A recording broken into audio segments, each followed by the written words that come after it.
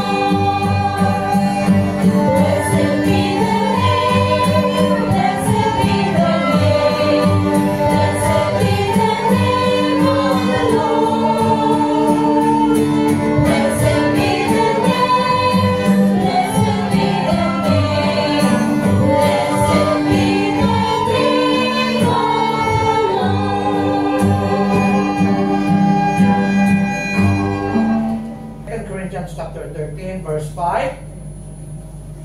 And then, just one verse, no? And then we'll go to 1 John chapter 5, verse 13. 2 Corinthians 13, 5.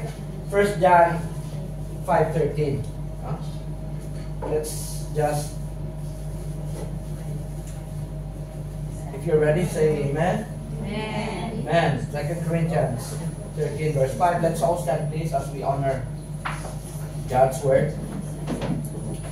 Upon reading, let's read this aloud all together. Verse 5, 2 Corinthians 13. Ready? Go. Examine yourselves whether ye be in the faith. Prove your own selves. Know ye not your own selves how that Jesus Christ is in you, except ye be reprobates. Verse 13, chapter 1 John chapter 5. Ready? Go. These things have I written unto you. 1 John 5:13. Okay. 5:13. These things have I written unto you that believe on the name of the Son of God, that ye may know that ye have eternal life, and that ye believe on the name of the Son of God.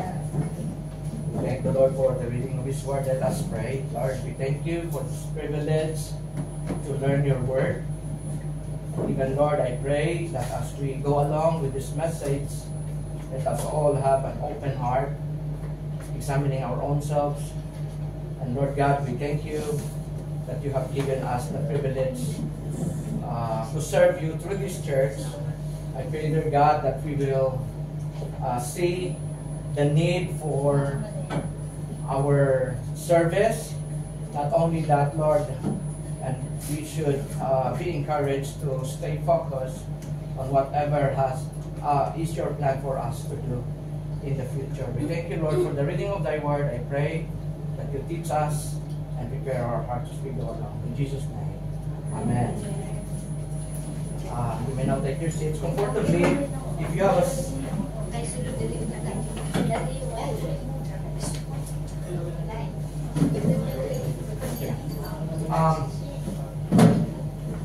if you remember, still remember, the message last week was about restoration, right? The Apostle Paul told us, when your brother is weak, you have to restore, do something about it, okay? Hindi pwede lang natin natingnan sila hanggang sila ay maging weak sa kanilang pananampalataya, no? So in this verse, okay, the very theme of this verse na binasa natin is about reconciliation. So ibig sabihin, dapat maintindihan natin kung ano ang ginawa ni Christ sa atin bago tayo dinala sa church. So we need to understand what Christ did on the cross. So reconciliation, our Lord's death on the cross is described and interpreted as the place where reconciliation is achieved and by which a variety of crucial relationships are restored. Okay? That means to say, bilang manampalataya, first we need to understand that by His cross, Christ reconciled us vertically to God. Okay? Dahil nga sa tayo makasalanan, hindi tayo makakalapit sa Panginoon. That's why Jesus Christ offered Himself, so that we can have reconciliation vertically to God by bearing our sin. So, how did Christ reconcile us to the Father? How did He do that? So, by simple illustration, this is the dynamic of the cross. At the cross, okay, when the Father looked at Christ, He saw you. That means, nung si Kristo ay nakabayubay doon sa cross, nakita niya ang kasalanan ng tao na ipinataw sa Kanya. That's why all we see was darkness. When Christ, or God the Father, saw Christ on the cross, He sees you. Okay? When He looked at you, He sees Christ. That means the righteousness of Christ was imputed to you. Alright? So we need to understand that. That is the dynamics of reconciliation. Okay? The Bible says, He laid upon Him the iniquity of us all. That's why, although He was perfect and had lived a perfect life, because of our sins, okay, because all our sins were laid up upon Him.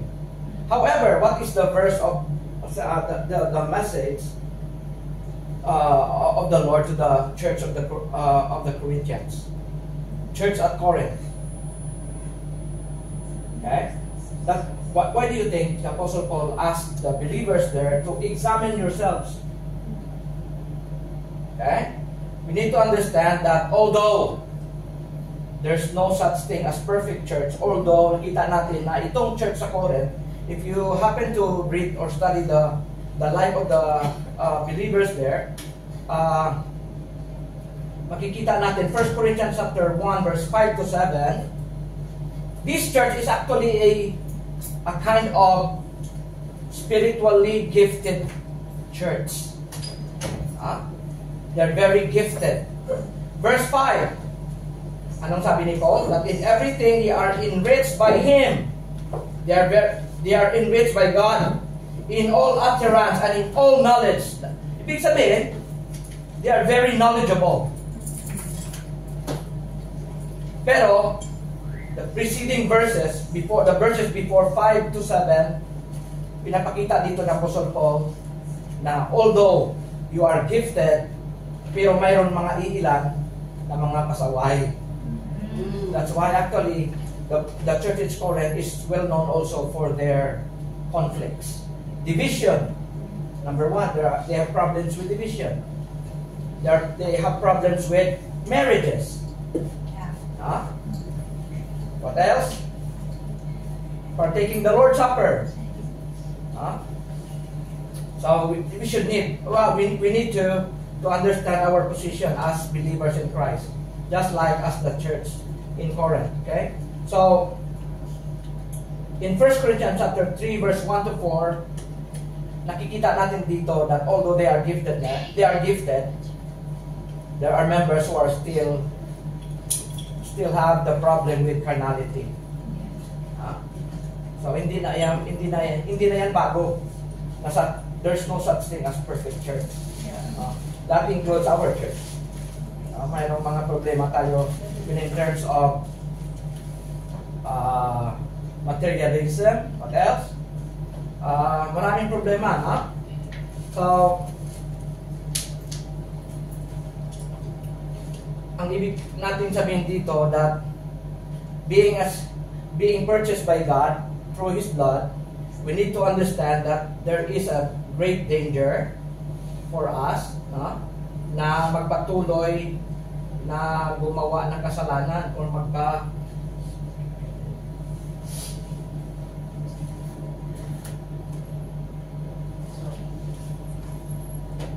Okay. There is a great danger in assuming one is a Christian and discovering in times of need that they are not. So, ibig sabihin, hindi lang dapat na i-assume natin na tayo itong totoong Christian. Dapat we need to be sure na tayo talaga was first truly reconciled with the Lord. Okay? Because you can never be restored unless you have if you have that connection with the Lord first. Alright? Many people think they know that Christianity is, but they do not. Okay? The gospel of Christ separates the Christian from his present evil world. Okay? Christians are in the world, but no longer of the world. Alright? We need to understand that.